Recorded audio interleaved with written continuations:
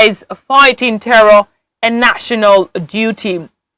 Lots of patriotic efforts of frontline soldiers for vigilance, courage in war theatre. Cook at the crisis and security challenges leaders on nation building. Atiko excited about the rescue of 360 abductees. Zulum hails president for securing release of 434 Ngoshe captives. Let's stop stereotyping tribes. Obi pleads. Okay, let's take a dive into some of the details. President Bola Tinubu has again vowed that violent extremists define the identity of the Nigerian people, stressing that his government would never succumb to fear from any quarter, be it terrorists, bandits, or kidnappers. In a post yesterday on X at official ABAT, the president stated, and I'm quoting, "Nigeria will not surrender to fear. We will not allow terrorists, bandits, kidnappers, or violent extremists to define who we are as a people. Their violence is not our identity. Their hatred does not represent Nigerians of any faith, creed, or community." End of quote. Tinubu said the fight against terror of any kind was a national duty, stating that the fight should not be left to the military alone. It was a national duty where the citizenry should be actively involved by providing useful information to the authorities. All right. This day newspaper has more on that story. If you're interested, just grab a copy of this day. There you find the story on page 7. Okay, let's move away from that national security reports and go to the top head of this day newspaper. External reserves hit 17-year high of $50.12 billion, grow 30.09% year on year. And again, with riders, investors commit 656 billion naira to OIMO bills. High yields drive fixed income deals. Page 8 of the newspaper has more of that business details. Now let's go to national matters. On the assembly, it says Okwemi Bamidele Senate targets this week to pass state bill. Page 27, quite an interesting report there. All right, let's go below the masthead. There you have renewed hope. FCT President Tinubu commissions Gudu Cemetery, Kabusha Junction's 2 main carriageways today. All right, there you have in the middle of the front page of this day newspaper, you see the picture of the president, you see the picture of the minister of the FCT, Nyesom Wike. All right, so let's move away from this day. All right, before we move away from this day newspaper, let's quickly check out this report. Now, this report is talking about a business. While finally, the government itself is okaying payment to 1,240 local contractors. Okay, it says after a protracted impasse with local contractors over unpaid contractual fees reported to be an excess of 4.7 trillion naira, the federal government has finally announced the approval of payments to over 1,240 of them across the country. The Minister of Finance and Coordinating Minister of the Economy, Mr. Taiwo Oyedele, gave the approval after a diligent verification and reconciliation undertaken by the ministry to ensure that only duly validated obligations qualify for payment. A statement issued by the ministry spokesperson, Efe Ovakpori, disclosed. Okay, that is an optimistic story there from this day, from the business angle of a business day newspaper. Now let's quickly move away from this day newspaper and let's head straight to The Guardian. Now let's see what The Guardian is reading this morning. All right, the major story there. Let's go to the top head of the Guardian newspaper. And you see there, insecurity, labor, protest as Senate expedites state police. And it came with riders. Workers risk death reporting for duty, says Ajero. State police proposal may reach assemblies this week. Bandits seize 39 Zamfara residents. Police launch rescue. OPU rejects alleged Sharia demand by Oyo kidnappers. Abducted principal disputes Sharia claim, urges caution. Alright, a bit of the details. The Nigerian Labour Congress NLC and the Trade Union Congress TUC have threatened to direct workers nationwide to stay away from their workplaces if the federal government fails to stem the worsening wave of insecurity. President of the NLC, Joe Ajero, warned that workers were increasingly risking their lives simply by reporting for duty, stressing that organized labor could resort to a nationwide stay-at-home directive as a matter of survival. The warning came as the Senate yesterday moved to fast-track the passage of a constitutional amendment bill seeking to establish state police, indicating that the legislation could be passed this week and transmitted to the 36 state houses of assembly for consideration. Senate leader Okpemi Bamidele, in a statement issued by his Directorate of Media and Public Affairs, said growing consensus among key stakeholders has strengthened support for state-controlled police structures as a response to the country's deepening security challenges. According to him, the National Assembly has decided to separate the state police proposal from other constitutional amendment bills to accelerate its consideration and passage. Ajero, who spoke on the sidelines of the 140th International Labour Conference (ILC) in Geneva yesterday, said insecurity had become the greatest threat to workers' economic productivity and national survival. Okay, the rest of that story is on page 6 of the Guardian news paper. Now let's move away from that report. Not too cheering, but at the same time, if you are not on the screen there, you see the front cover there, where you see a picture of the president and then the minister of FCT, Mr. Nyesom Wike himself, talking about renewed hope. FCT President Tinubu commissions Good Cemetery, Kabusha Junction, Chume carriage ways today.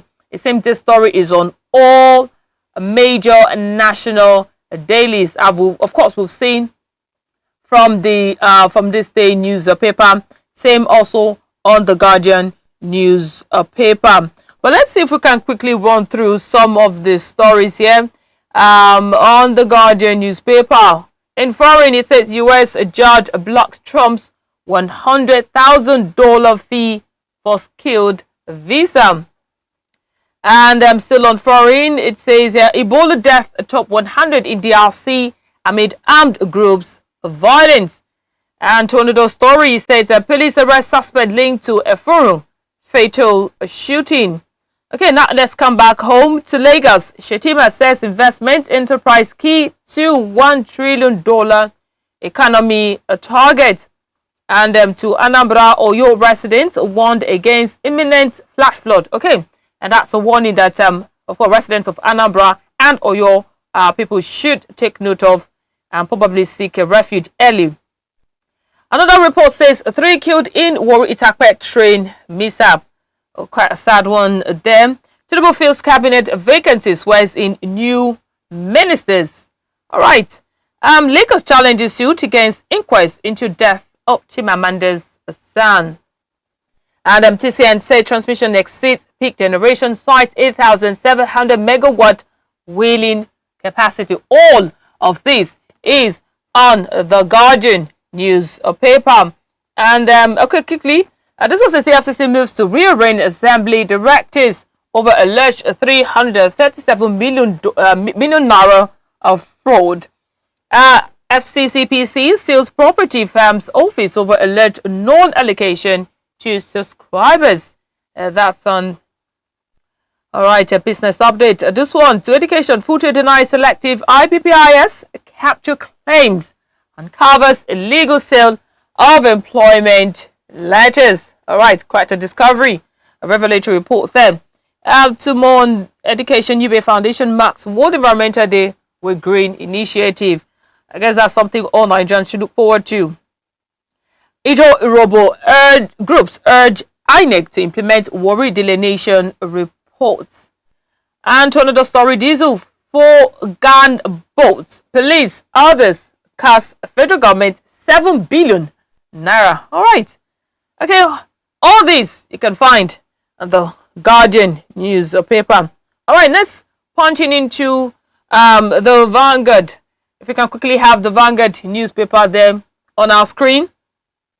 Yes, to the Vanguard, please. If we can have the front page. All right, and there you have it. The major story, just a bit below the masthead of the front page. It says how high prices are degrading quality of food Nigerians eat. And it came with riders and safe food kills 53,000 Nigerians annually, seeking 50 million. FG raises alarm.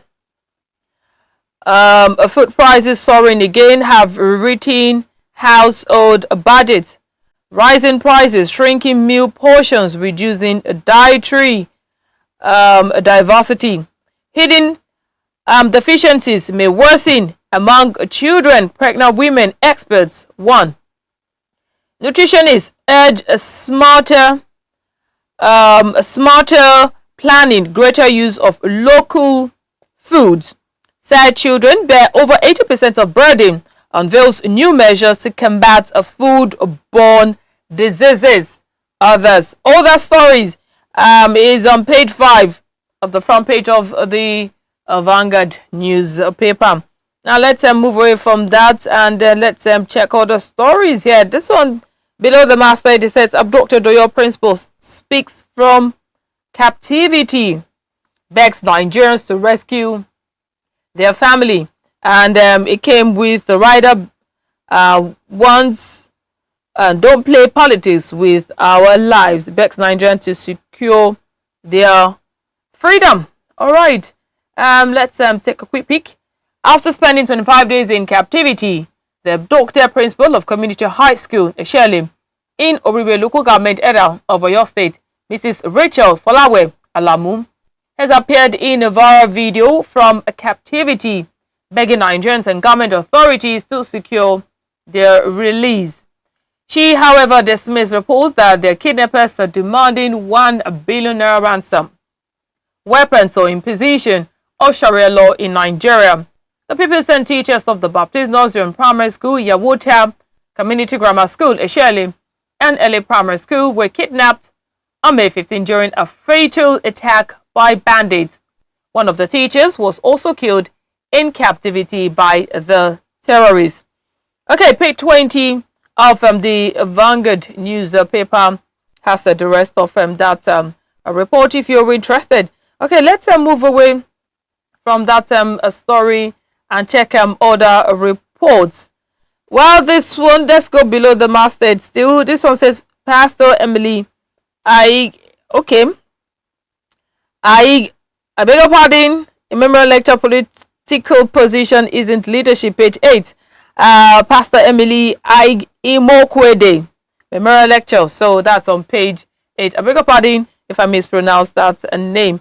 All right, so let's go back to the top of the front page of the Vanguard newspaper. And the story there, this one says NPA Nimasa, others helpless as tanker shut down Oshodi Apapa Expressway. Page 7 has that report. And let's move away from that. And this one is on xenophobia. Okay, it says Nigeria may retaliate against South Africa. That's according to FG. Minister of Foreign Affairs, Ambassador Bianca Ojukwu, yesterday expressed the federal government a disappointment with the manner South African authorities and security agencies have handled the ongoing harassment and intimidation of Nigerians in the country. Well, this is even as the government has launched a crisis response to evacuate Nigerians from South Africa after a wave of attacks and property looting that left them imperiled and in distress. It also yesterday postponed the evacuation of 270 Nigerians from South Africa to tomorrow, citing unforeseen logistical challenges. Recall that the evacuation had earlier been slated to begin yesterday. Speaking to State House correspondent, the minister rejected claims by some South African authorities that some affected Nigerians are illegal migrants. Asked whether those seeking repatriation were largely undocumented migrants, as claimed by South African authorities, Ojukwu said, and I quote, "To say that Nigerians who are in South Africa doing legitimate business are illegal migrants is absolutely untrue." End of quote. All right, there's some more of her statement, her responses in the Vanguard newspaper. Just check page 9. Yes, page 9. Well, even as much as a lot of Nigerians have been calling for reprisals, but let's look at it. Is that the way forward? You don't, negativity is not used to solve a negativity. But hopefully our government are on top of the situation, handling it the best diplomatic way they know how to. All right, so let's quickly take this one. Still on the top of the front page of the Vanguard, Finance Ministry, contractors clash over outstanding debt, page 19. Okay, quickly before we move away from the Vanguard, on the front page there you see pictures of, now let's take their names. From left, Mr. Taiwo Oyedele, Minister of Finance and Coordinating Minister of the Economy. Okon Eyakenyi, Deputy Governor, Akwa Ibom State. We have Abia State Governor, Dr. Alex Oti. We also have Lagos State First Lady, Dr. Sanwo-Olu, Governor Babajide Sanwo-Olu as well of Lagos State, Vice President Kashim Shettima, Governor Hope Uzodinma of Imo State, and Plateau State Governor Mr. Caleb Mutfwang during the opening ceremony of Invest Lagos 3.0 in Lagos yesterday. So you have their pictures boldly on the front page of the Vanguard newspaper. And we're done with the Vanguard. Let's cross over to the Punch. Now we're crossing to the Punch newspaper, and shortly you have the front page. All right, there you have it on your screen. The major story there says a terrorist den, 360 freed Borno captives, recounts starvation deaths. All right, and okay, let's see if we can just take a little bit of the detail before we move to another. Residents of Ngoshe community in Gwoza local government area of Borno State, who recently regained their freedom after spending 3 months in captivity, have recounted their harrowing experiences in the hands of terrorists. In separate interviews with the Punch in Puka on Monday, the victims spoke about the harsh conditions they endured, including hunger, inadequate shelter, limited access to water, and the death of children while in captivity. The Punch had reported that about 360 victims were among the 416 residents, mostly women and children, abducted during a terrorist attack on Ngoshe on March 4th, 2026. The victims said they survived largely on Guinea corn throughout their stay in captivity. One of the freed captives, Halima Musa, said the women were responsible for preparing meals supplied by their captors. Okay, but as much as it's quite a harrowing experience, but what is paramount is the fact that they are not free. So a good one on the part of the Nigerian military for the freedom of these 360 captives from their captors. A good one, and we hope for more. The Oyo victims as well. We hope the Nigerian government can also expedite action as they did, even though this one they spent 3 months. But a good one there. Congrats to the family and the loved ones of the captives. All right, so let's go below the masthead, and on the left-hand corner of the front page of the Punch newspaper, you see a story. It says, Oyo abduction. Kidnap principal denies bandits Sharia demand. That's on page 3. Now below it, Nigerians spent 50 billion naira. Nigerians spent 50 billion naira on them US visa application. All right. It means a lot of Nigerians are looking forward to, like, the usual slang, jackpot, leaving the country. All right, so let's see what the detail is saying here. Nigeria spent more than 50 billion naira on United States visa applications between 2023 and 2024. Despite a sharp decline in approvals, as Washington tightened immigration controls and increased scrutiny of applicants. An analysis of the Intel Point report using data from the U.S. Department of State shows that 1,200 non-immigrant visas were issued to Nigerians between 2023 and 2024 at a standard application fee of $185 per applicant. Nigerians spent approximately $37.2 million, equivalent to 50.7 billion naira, at an average exchange rate of 1,360 naira to the dollar. Visa issuances declined by about 23%, falling to 87,300 in 2024 from 113,900 in 2023, a reduction of 26,600 visas. But the fund could not obtain comparable figures for 25 at the time of reports. Okay, quite an interesting story there. Page 9 of the Punch newspaper has that's a story if you're interested. Now, still below it, xenophobia. FD weighs sanctions against South Africa. Page 7.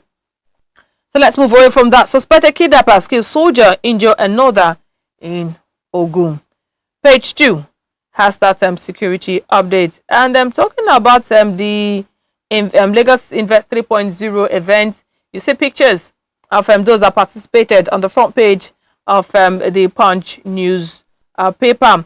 Now, let's go back to the top of the Punch on the right-hand corner. You see a story. It's an Ekiti poll. INEC to deploy over 2,400 beavers, 9,500 staff. Page 11. Uba Akpabio Bamidele to lead APC campaign council. Page 11. If you're interested in that story. All right, let's now move away from the Punch and quickly head to The Nation. The Nation newspaper, quickly, on the top of the masthead of the Nation newspaper. Shetima Sanwo-Olu, Lagos best for investment. Moving to the other story beside it, inside house where Adelabu's sister nephews were held hostage. All right, you have pages 2 for the business report and page 8 for the other reports, which says inside house where Adelabu's sister nephews were held hostage. And it says a soldier killed villagers abducted in Ogun community. Page 2. Abductors of your pupils, we won negotiations on our leader's release. Page 45. All right, now let's go below it to the middle of the front page. Nigeria mocks South Africa retaliation. Page 3 has that story covered. And of course, talking about renewed hope FCT, the president commissioning some project in Abuja that also has the front has that whole page covered. But at the same time, if you're interested, just grab a copy of the Nation News paper for the rest of that story. Okay, let's see. All right, Nigerian Tribune, quickly. Ogbomoso doctors speak through school principal. Again, page 1 of the Nigerian Tribune. And with the writer, we didn't ask for 1 billion naira ransom, Sharia. We are only demanding our members' release. This story is on the front page of all the major national dailies this Tuesday morning. Now, beside it, bandits kidnapped 50 elders on peace mission in Zamfara. Page 3 has that covered.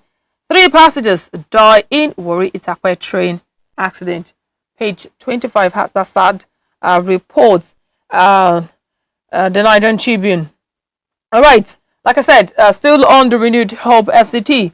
The story is on all major national dailies this morning. So there you have the project commissioning that will be taking place in Abuja. And of course, if you want to know the details, the itinerary, just go check or pick any national daily, then you see that report there. Okay, at least that is what we can dish out this morning. Thank you so much for joining us. Of course, Early Starter still continues as a sports update comes next with Michael Armstrong. Thank you. for watching. Good morning.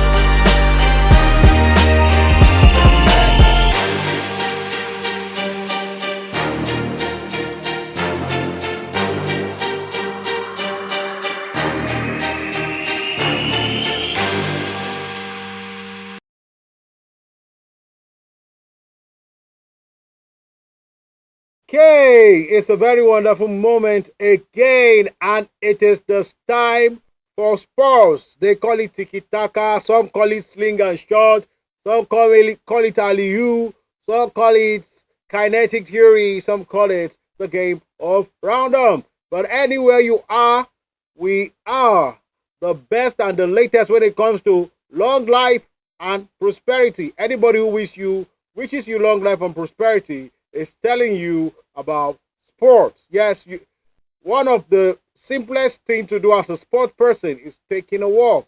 Anytime you walk, you are doing a sport. Yes, we have sport walking. They pay heavily for it. You just need to know how to hold your metal and get to the do when it is your time. So no big deal. Yes, I'm Michael Armstrong, and it is Eddie Status Sports Update, and we are diving in a jiffy.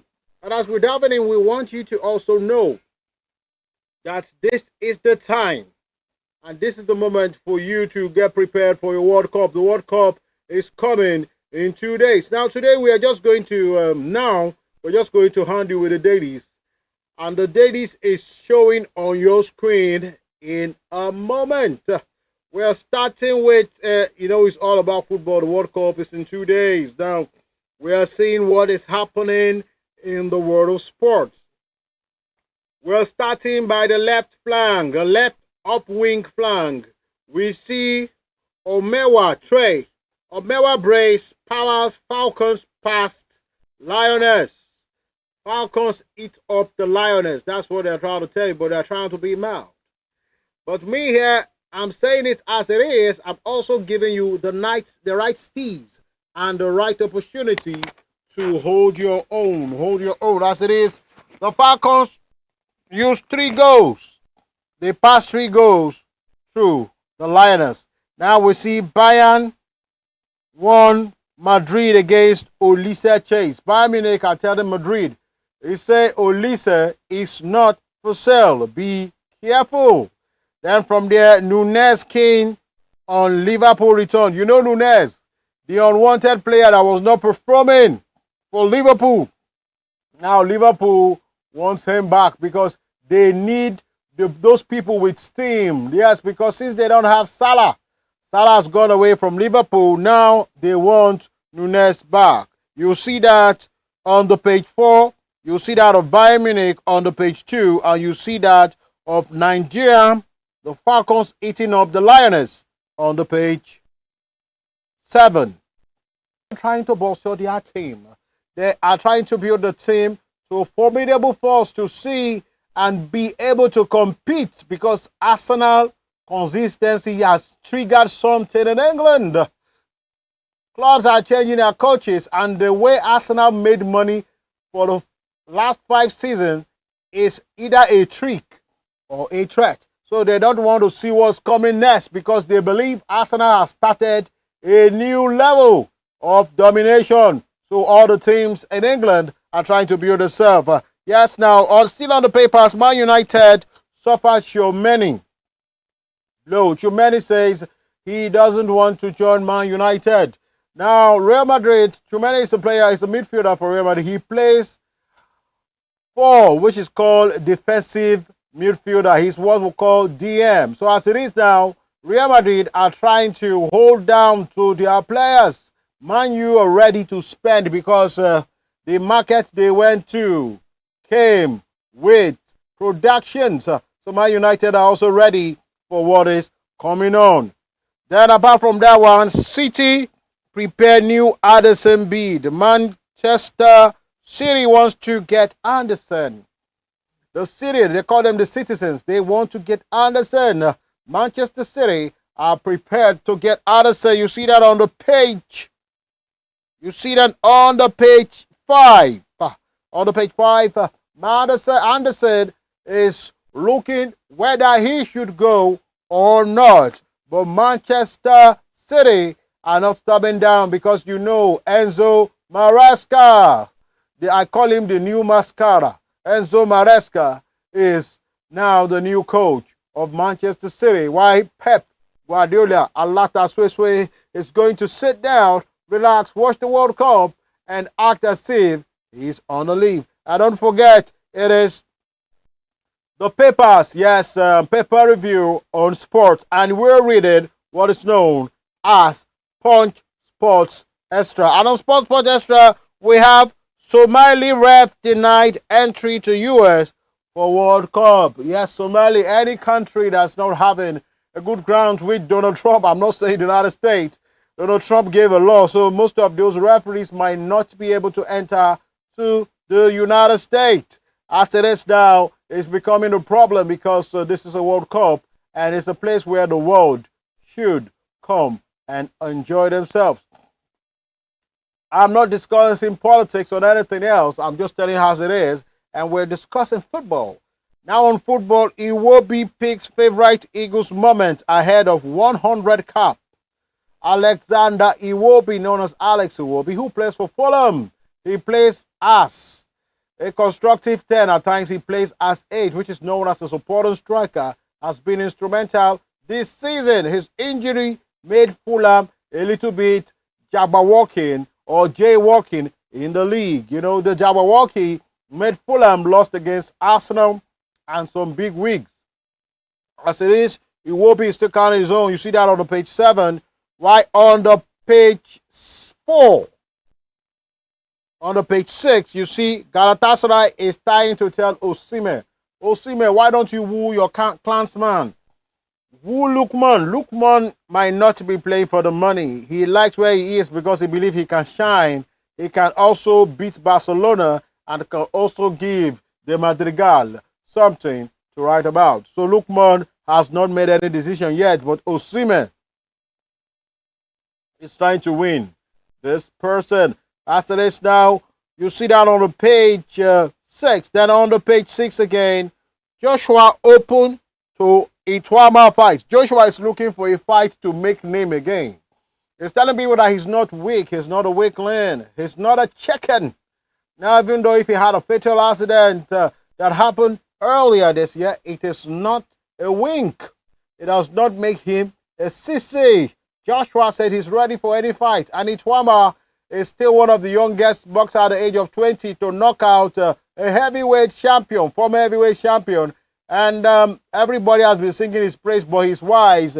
He's not picking fights with the big wigs. He's picking fights with those people he can, shuckle a muscle. Even though if he loses, will not raise an eyebrow because they know presently he's a rookie. But as a rookie, he has owned his audience. You see that on the page 6. Then on the page 6 again, you see Leicester. Okonkwo, Leicester City wants to bring Okonkwo because the Nigerian players have helped Leicester in recent years. So they are shopping for Nigeriano. They are still shopping for the Nigerianos. The Nigerianos are Nigerians with a little bit of ting. Yes, that ting is what is working. If you want to know the core and the ting in Nigeria, you have to come and eat our cassava granules. Now, still on what I'm taking to you in sports, on the dailies in front of you, it is Punch Sports Extra on Operatune Television Sports Review with none other than Michael Armstrong. We're still on it. Why they call me Mares Johanna, the new signing that Brighton is trying to win the next season. Then Townsend leads calls for Eriksen retirement. Eriksen don't want to retire. Eriksen is a Danish player. He's popular. He had played for many clubs. He played for Man United. He played for Tottenham. Now they want him to retire because he collapsed on the field again. He had a backpack towards his chest. And the guy loves the game. But Eriksen, I tell you, retire, please, retire. As they're all calling for retirement, I heed to their calls and do the just job. Retire. But if you still feel you want to play the game, play it for fun. Don't be too competitive at the game. You see that on the page 8. And on another thing, on the page 8 is Rice named England vice captain. Then Argentina gets Messi pass boost. Yes, Messi and Pass are out of injury. You still see that on page 8. The World Cup is remaining 2 days. In the global sphere, it is remaining 1 day because some people are already in the next day. So as it is now, we're still on Point Sports Extra, and I'm still telling you what is happening. There's a mission of Musiala. Now, no Eagles, no problem. No Eagles, no problem. Balogun, the Nigerian former captain, is leading Nigerian stars. That means Nigeria is not playing the World Cup, but we have stars playing in the World Cup. Why don't you stay tuned on this channel and come to Sports, Opera Sports, and we'll give you more information, more updates on some of the things you are seeing on the dailies. On this note, I am, gonna take a drop here, gonna take a chill here. I'm not really drawing a curtain, but I'm gonna take a chill. As I take a chill, we will bring you updates in the business world. It is Operatune Television, and it is early status. You stay tuned and stay bright. And thank you for recognizing my color.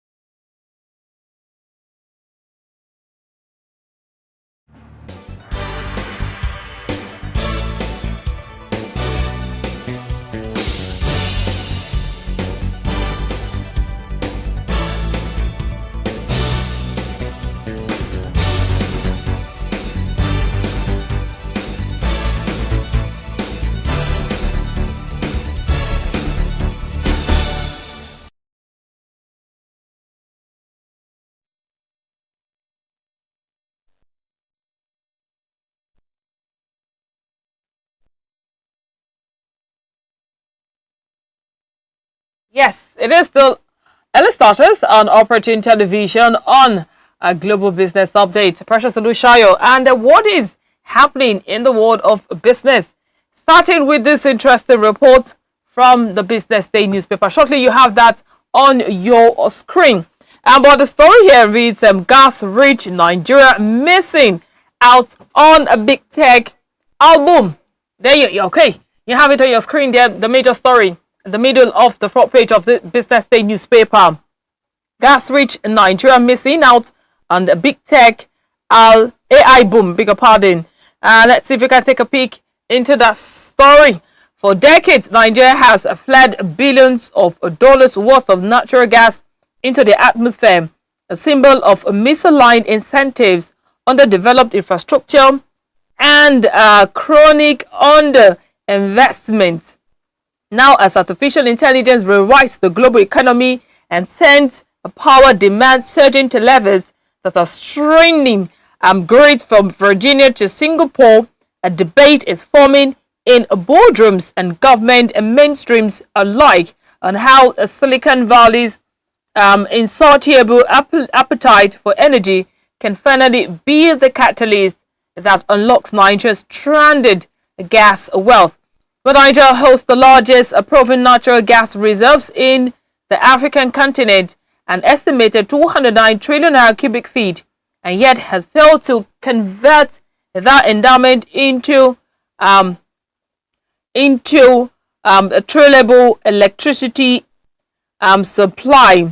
All right, that story is on page. There's a lot of it on page 30 of the Business Day newspaper. Now let's talk more on business, as this one says external reserves hit 17-year high of $50.12 billion, grow by 30.9% YOY. And it came with two riders. It says investors commit 656 billion naira to OMO bills. Hyatt's drive fixed income deals. Now, a few details. Nigeria's external reserves have risen to $50.12 billion, marking their highest level in more than 17 years and highlighting a significant improvement in the country's external position over the past year. Latest data show that gross external reserves stood at $50.12 billion as of June 5th, 2026, compared with $38.28 billion recorded on June 5th, 2025, representing a year-on-year increase of 30.9%, while the latest figure represents an addition of approximately $11.84 billion to the nation's reserve stock within 12 months and marks the first time reserves have crossed the $50 billion threshold since June 26, 2009, when they stood at $50.58 billion. While the development places Nigeria's reserves at the strongest level in over 17 years, reflecting a remarkable recovery from the levels recorded in recent years and strengthening the country's foreign currency buffers. All right, quite a positive business outlook there from a business report. Okay, let's then move away from that business outlook, and then let's check all the stories that still on the Business Day. This was it. Custom partners 20 countries to boost border security. Others. Okay, the Comptroller General of the Nigerian Customs Service, NCS Adewale Adeni, says the service is forging strong ties with diplomatic missions and security agencies to improve border security and trade facilitation. According to a statement, Adeni spoke during a diplomatic meeting hosted by the NCS in Abuja. Speaking at the event, Adeni said customs recognizes the diplomatic community's contributions to strengthening diplomatic and trade relations, and a service remains committed to providing the support and services required for diplomatic missions to operate effectively in Nigeria. Okay, that is an interesting business report there. Still on Business Day newspaper, Nigeria's merchandise trade hits 34.8 trillion in Q1 26 as exports outpace imports. That's according to NBS. While the Nigeria's merchandise trade, which covers the import and export of tangible fiscal goods across international borders totaled 34.8 trillion naira in the quarter of March as exports outstripped imports. Data released by the National Bureau of Statistics (NBS) on Monday showed total exports stood at 24.2 trillion naira, up 2.8% from the 20.6 trillion naira reported in Q1 2025 compared to the last quarter of last year. Merchandise trade in the period under review rose by 11.6%. By contrast, total imports were estimated at 13.6 trillion naira, an 18.2% decline from the level reached in Q1 2025, which was 16.6 trillion naira. And total imports in the review period decelerated by 21.1% from the 70.3 trillion naira posted in Q4 2025. All right, that is that's on that report. I'm talking about Nigeria's merchandise trade, which is hitting 34.8 trillion naira in Q1 26, and outpacing exports and imports as well. Now let's move away from that and check this, which has to do with the Middle East crisis of war. Oil price rises on Israel strike, I beg your pardon, on Iran. Oil prices rose yesterday following a strike on Iran by Israel. The Brent crude sold for $94.24 per barrel. Wow. While the West Texas Intermediate WTI sold for $90.98 per barrel.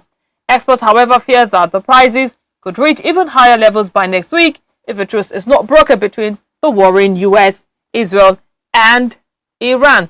Okay, that business outlook is on the Business Day news paper. Now let's move away from that global report and come to local stories. This one says petrol import crashed by 2 trillion naira to 87 billion naira.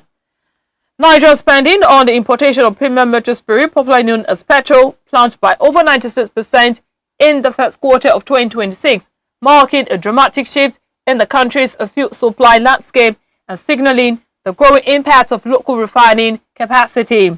Latest foreign trade statistics released by the National Bureau of Statistics on Monday showed that only 87.401 billion naira was spent on the importation of motor spirit ordinary, the official trade classification for petrol, between January and March 2026. Okay, and that business news came in from Business Day news paper talking about a local refinery. Quickly, let's take this one before we wrap up a business report this Tuesday morning. FD tightened its rules on impress request retirement. The federal government has tightened the rules of impress reimbursement, directed that all requests for reimbursement should not exceed twice in a quarter. This is contained in the circular issued by the Office of the Accountant General of the Federation, announcing that the Minister of Finance has signed the annual general impress warrant for the year 2026. Okay, let's take more business reports before we wrap up this morning. Still on local reports, Finance Ministry contractors clashed again over outstanding debt. And it says we processed 700 billion naira payments to 1,240 local contractors. That's according to the ministry. We have not received any money. Contractors, of course, have come out to claim. Let's see if we can take a quick peek at the backdrop of a resumption of protests by contractors. The Minister of Finance and Coordinating Minister of the Economy, Mr. Taiwo Oyedele, has said it approved payments to more than 1,240 contractors. According to a statement signed by Ife, Head Information and Public Relations of the Ministry of Finance, contractors prioritized for payment in the most recent batch are those with verified claims in the region of 100 million naira or less. Okay, that is that for local business updates, and with that story as well, we wrap up business update for this Tuesday morning. A big thank you to you all our viewers. Coming up next is our discussion on the program Early Starters. Stay with us. We'll be right back.